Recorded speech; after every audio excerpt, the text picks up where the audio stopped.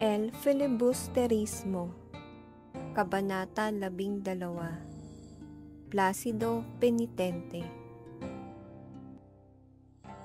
Si Plácido Penitente ay patungo sa pamantasan ng Santo Tomas na may sama ng loob.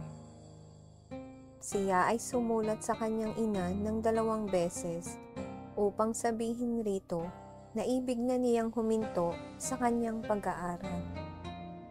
Ngunit ito ay hindi sumang-ayon. Sa halip ay sinabihan siya na magtiis pa ng konti hanggang sa siya ay makatapos.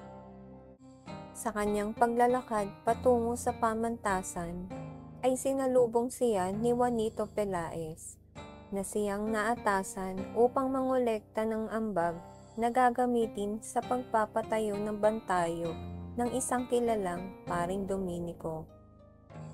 Sa kanyang pagpasok sa universidad ay may isang mag-aaral na tumawag sa kanya upang palagdaan ang isang kasulatan. Naglalaman ito ng pagtutol sa nais ni Macaraig na magpatayo ng akademya ng wikang Kastila. At dahil sa wala siyang oras upang basahin ang kasulatang iyon, ay hindi niya ito nilagdaan. Nang siya ay pumasok sa silid-aralan, ay natawag na ng propesor ang kanyang pangalan.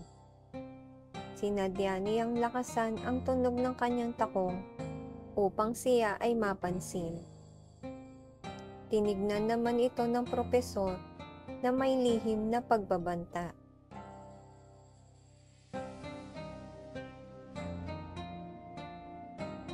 Talasalitaan, pamantasan, universidad, paaralan, mangolekta, manguha, ambag, kontribusyon, bigayan ng pera, bantayog, monumento, palagdaan, papirmahan, kasulatan, usaping nakasulat sa papel, silid, kwarto, propesor, guro sa kolehiyo.